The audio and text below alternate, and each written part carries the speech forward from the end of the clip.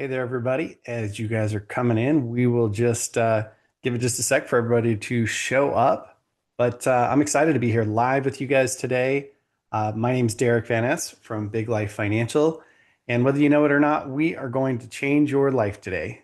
Now, if you're showing up, you probably know what this is about. We're going to be talking about how to easily claim the research and development credits for your business, right? If you've got a small business and you're doing, you're innovative, you're growing, you're trying new things, I can almost guarantee that somewhere in there you're creating credits, and it's probably a lot more than you think it's going to be. So I'm excited to break this down for you, help you to understand it more easily so that you have the confidence to do this. Because if you're here, you may have heard of this, like the whispers on the wind of, is this thing real or legit? I assure you it is. It's something we've done thousands of. We've saved clients probably from R&D credits somewhere between 40 and 50 million dollars over the last 5 or 6 years. So it's a real thing with real money that comes back to you from the IRS, or it keeps you from paying taxes. Now, I want to start off with a bold statement and kind of ask you, what if you could double your retirement savings without cutting back on your spending?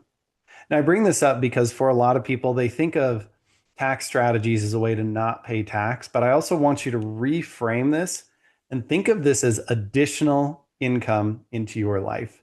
Because here's the reality: every dollar you don't pay in taxes is the same as a dollar you got to earn in your business. But it doesn't take extra employees. It doesn't take a bunch of extra time. It doesn't take a bunch of risk. It doesn't take a bunch of marketing or equipment or all those other things that normally come along with making money.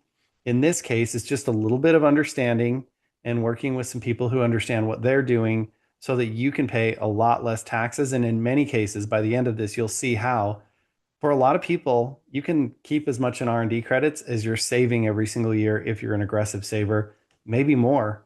And if we can double the amount of money you're putting toward, whether it's retirement, legacy, putting your kids through college, whatever, this is real money that's very meaningful. So let's dive into this a little bit, right?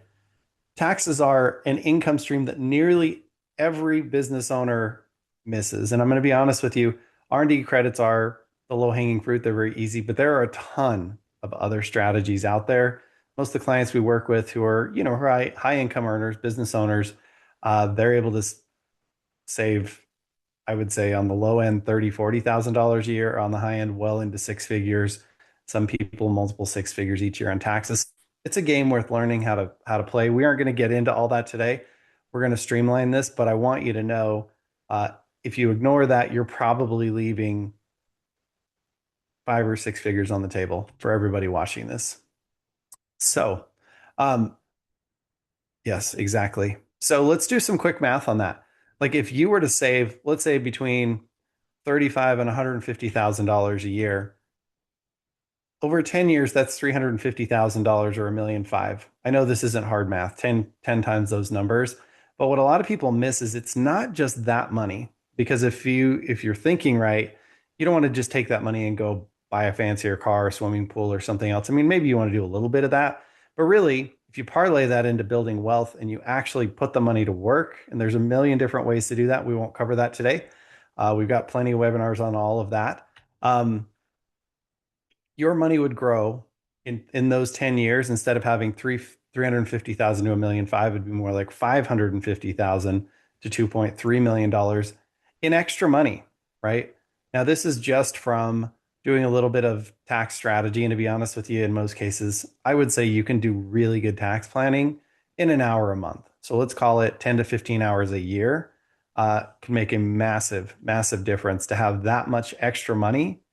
And I've worked with enough small business owners, and we work with a ton of doctors and dentists and auto shop owners and construction companies and everything, to know that a lot of people won't even have that much in retirement. So if we can add this to what you're already doing, it's a huge win. So let's talk about the easiest thing of all those tax things I was just talking about and mentioning exist. The easiest one is the research and development credits. This is something that probably takes 2 hours, 3 hours of your time tops each year, and is worth a lot of money. So let's get into the details of this. And And a lot of people ask me why I'm passionate about this. If you would have told me, I'll be honest with you, if you would have told me I would have done tax strategy when I was in college, I would have laughed you out of the room, right? But what I've come to discover is if you don't know taxes, you're missing a huge piece of the opportunity to build wealth. And wealth is something that I am passionate about, right?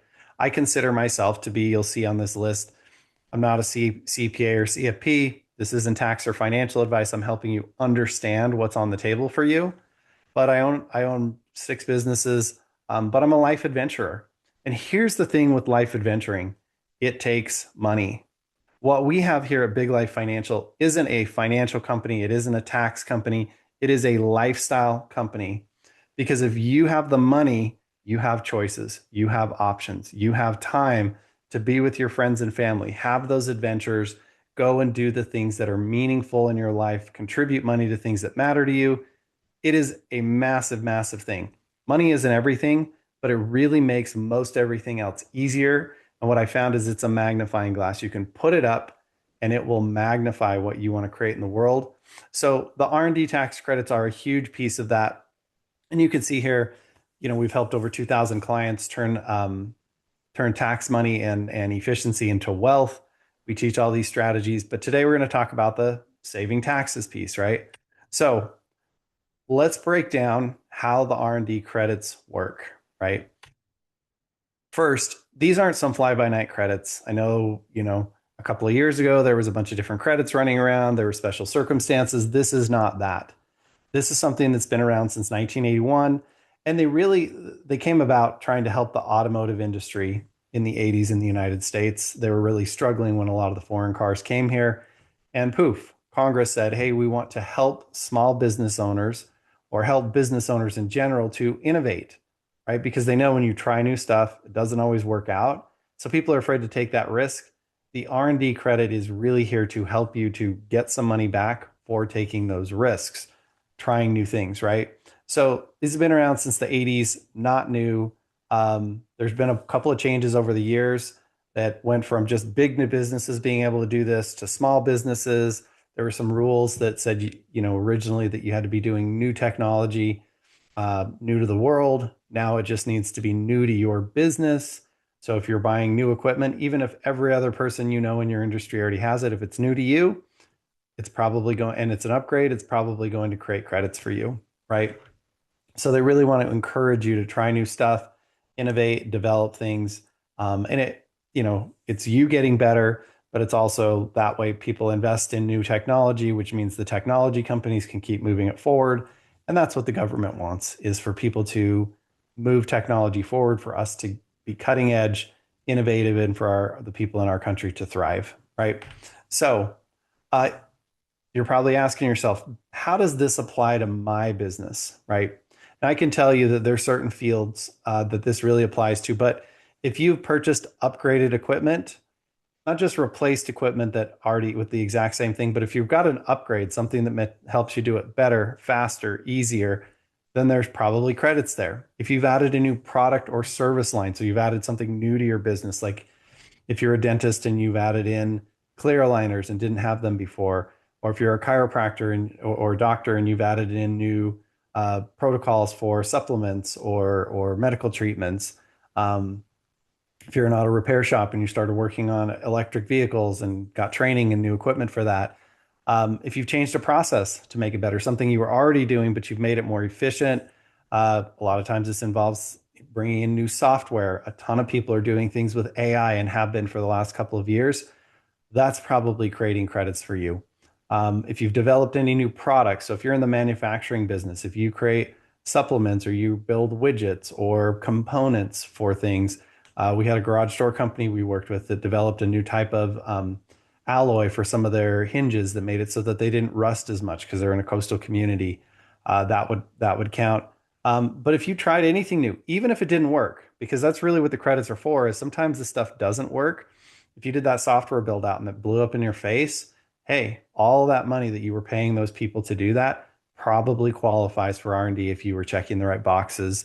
And there's a ton of other things. So what it really comes down to is this.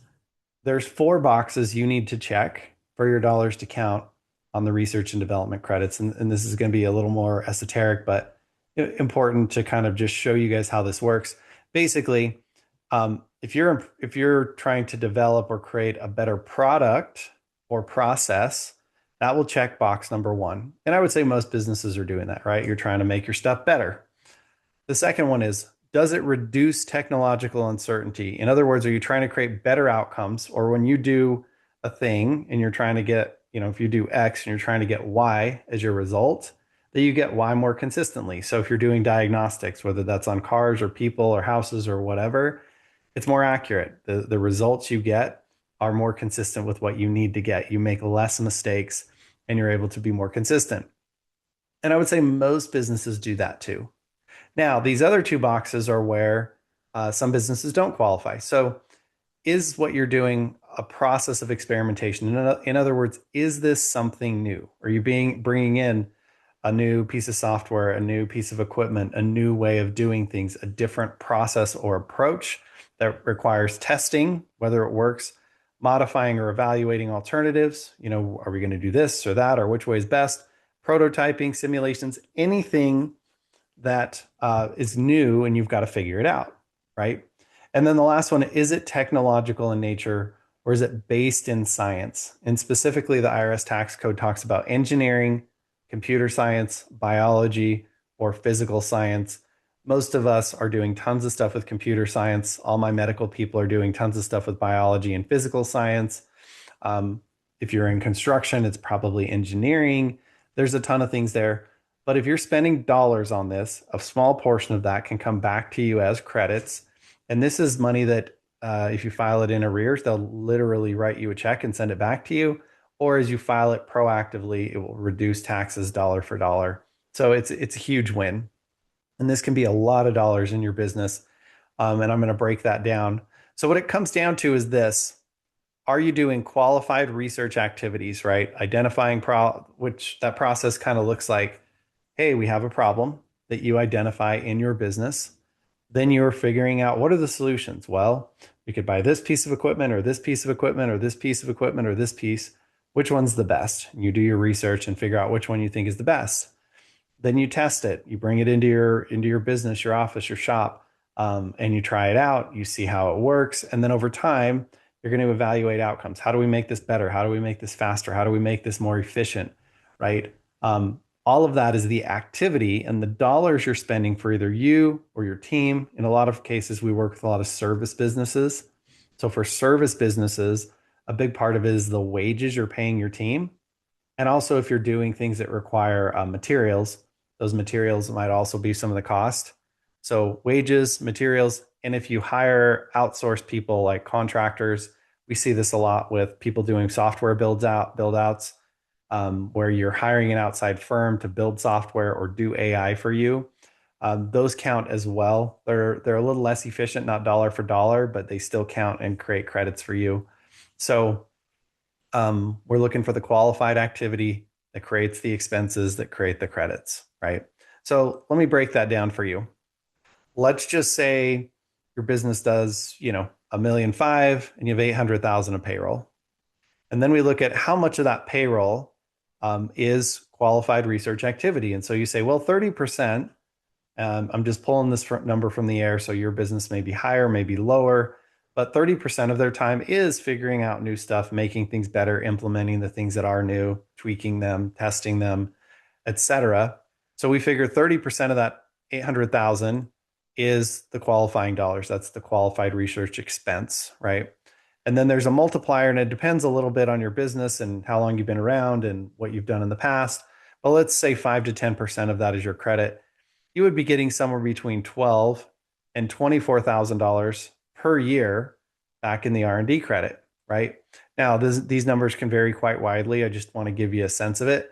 And then right now, if you were to look back and do a 3-year amendment, so you can go back and look at the past years, that'd be between $36,000 and $72,000 that you would get back. Now, this money is not taxable. This is money that you have overpaid in taxes that you would be claiming. Or if you're doing it proactively, this would be $12,000 to $24,000 that you don't have to pay this year, right? Now, right now there's a pretty interesting thing going on, and a big part of why you may not have looked at or explored the R&D credits is this. Or if you talk to your CPA and they said, yeah, it's not worth doing in the last couple of years, it's true, right? And here's why.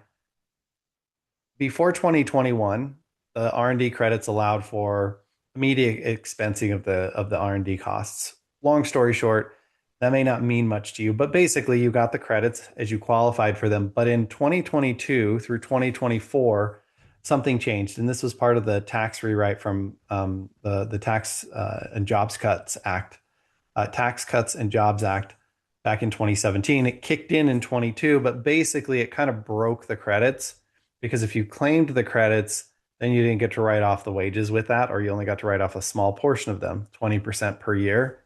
And it made it so your income would go up and it wouldn't be worth filing the credit. So if you've talked to your CPA and they said, yeah, it's not worth doing, they were probably right in these years, 22 through 24. But there has been a change when they passed the big, beautiful bill in 2025. So last 4th of July, then they changed the rules and you actually can, it's going back to where you get to write off all those wages and you get immediate expensing. So essentially the credit, you get to receive the full credit without any offset now.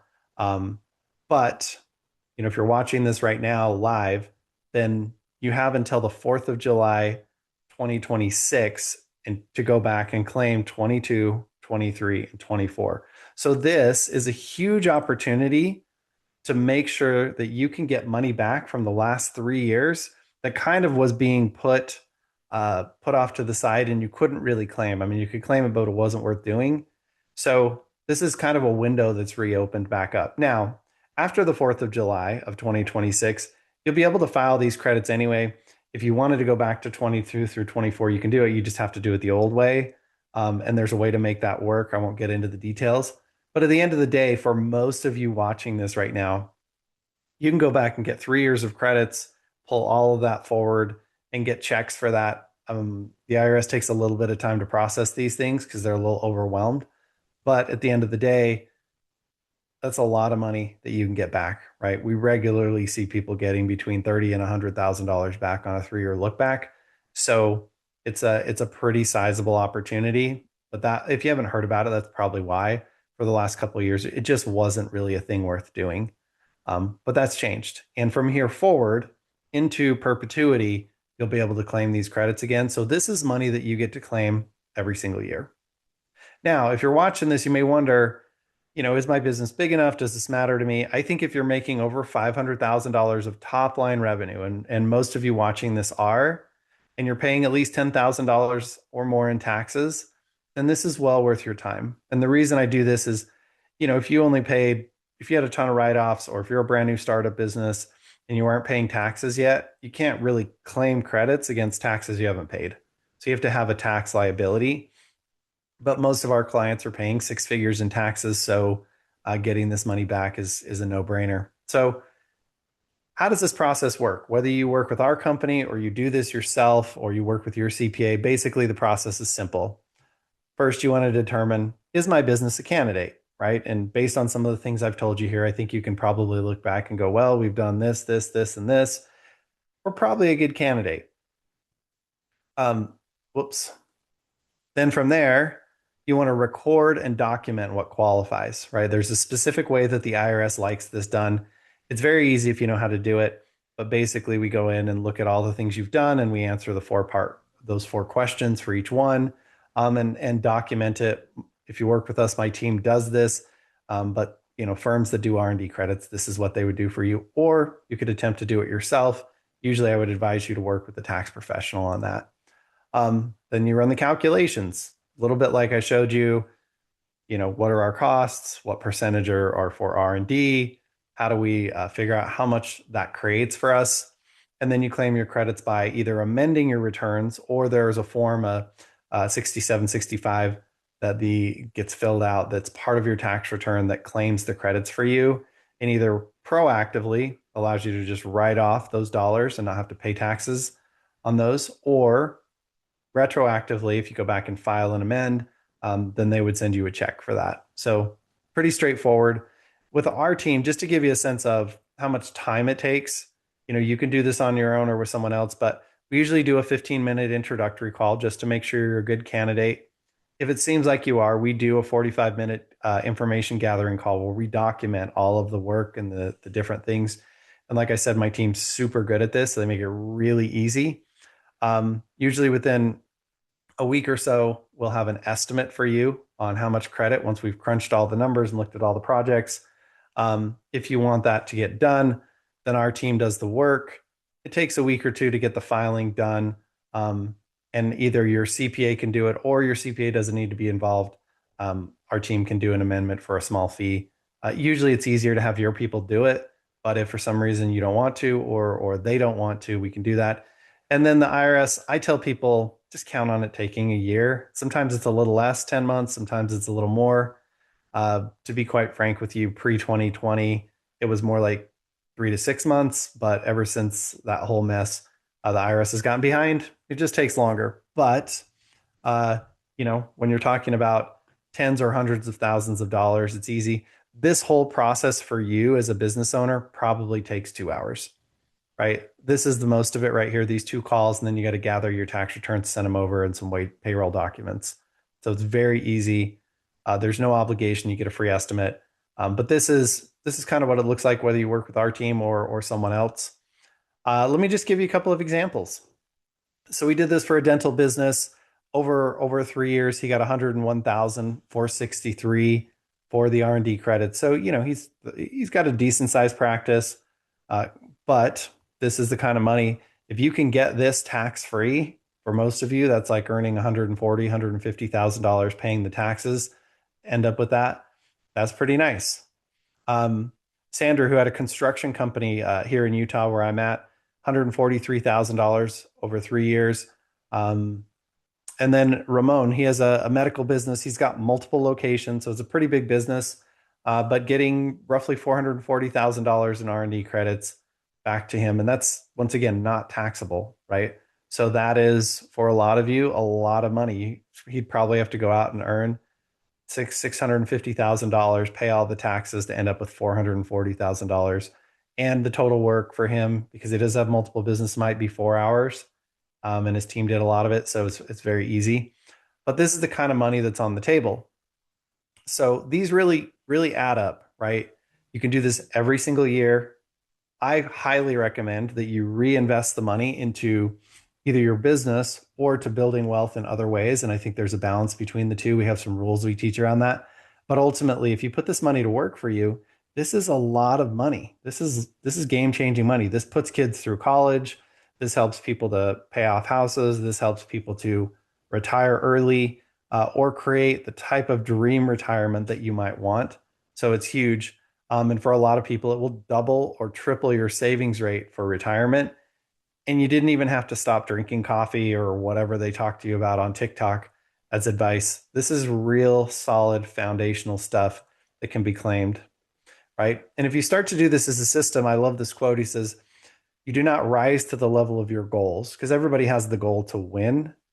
You fall to the level of your systems. What are the systems you have in place? Research and development credits can be a system of something you just do every year. You spend a couple of hours on, and you just get to claim these credits.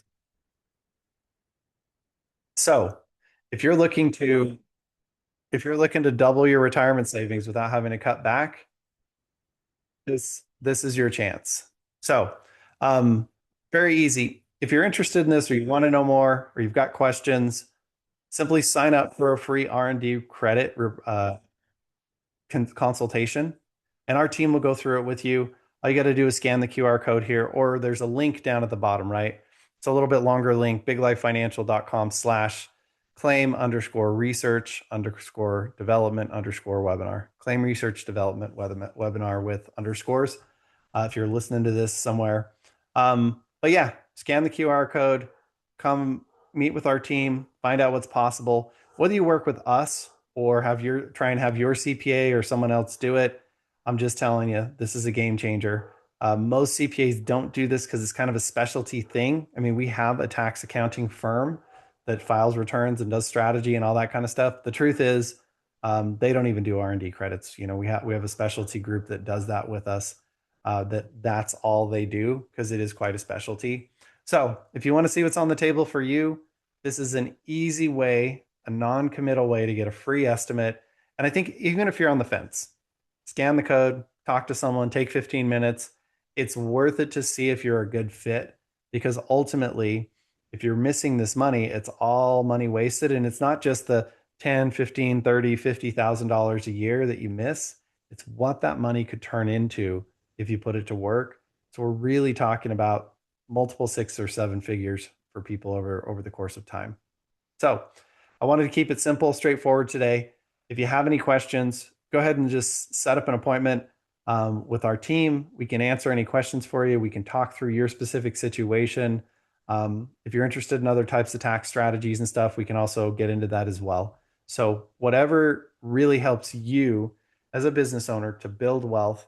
You work so hard. I want to make sure you're keeping the money you're making, you're putting it to work, and you're building wealth, not just running on a financial treadmill where you make a lot, you spend a lot, but you don't build anything.